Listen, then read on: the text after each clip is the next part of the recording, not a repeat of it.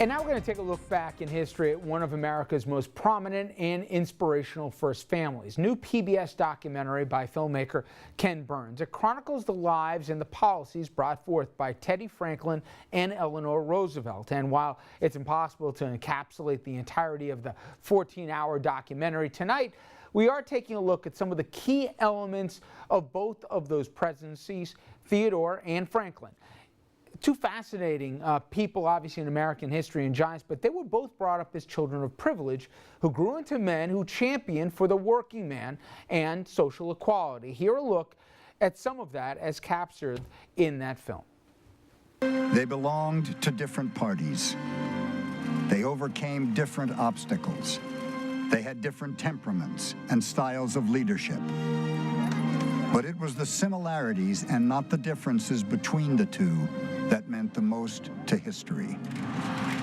Both were children of privilege who came to see themselves as champions of the working man and earned the undying enmity of many of those among whom they'd grown to manhood.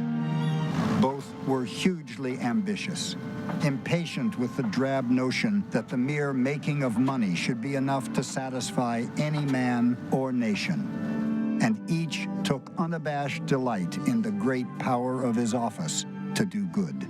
Each refused to surrender to physical limitations that might have destroyed them. And each had an uncanny ability to rally men and women to his cause.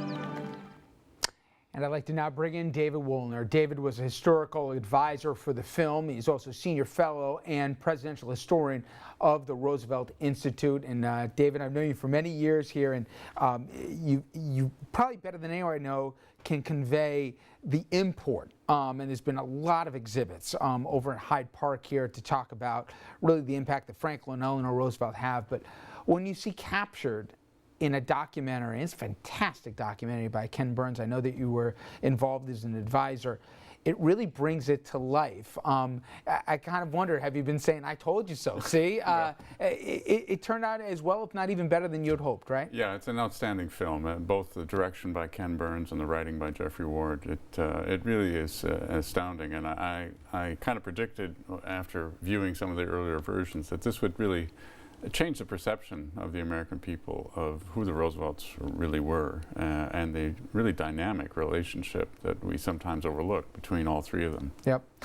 So many people that I know, even of the younger generation, who caught a little bit of it and then, you know, said, I got to watch the entirety of it. And they were shocked at how many social goalposts or yard posts here that the Roosevelts touched on or even shaped for future presidencies as well. And I know even in there it talks about, you know, from the Kennedys to the Carters to the Obamas to so many presidents that they either invoked the Roosevelts here, or in many ways it even shaped their presidencies. Oh, absolutely. You know, we sometimes forget, really what we're looking at here is the transition from the 19th to the 20th century. And the 19th century being the Gilded Age, the age where, you know, tremendous economic expansion in the United States, but also tremendous hardship, difference between people of great wealth and people of great poverty. And, you know, this really spawned a kind of a popular revolt. In the plains, you had the Populist Rebellion, the farmers, and in the urban America, progressives. And you know, these were not necessarily radical ideas or even radical people. Everything from women's suffrage, the temperance movement, to setting up organizations like the American Medical Association. People really believed we need progress, we need change.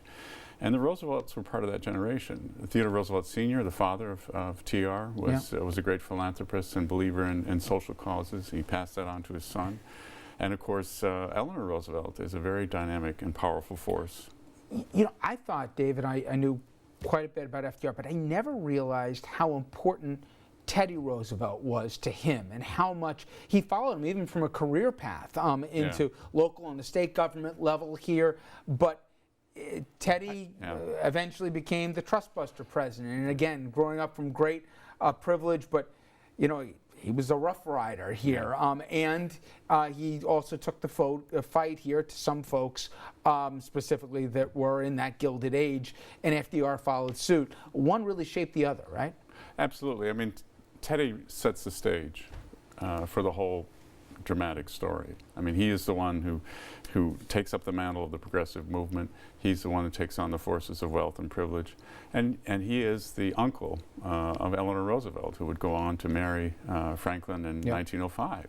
So, you know, you have this direct line between the progressive era president, and don't forget, Theodore Roosevelt was the first really truly 20th century president. It's from Theodore Roosevelt on that we start talking about the White House. What's the president doing? You know, there was great charisma, there was great drama, his family was extraordinary and attracted all kinds of media attention. So he's really the first celebrity president as well as the first truly progressive president.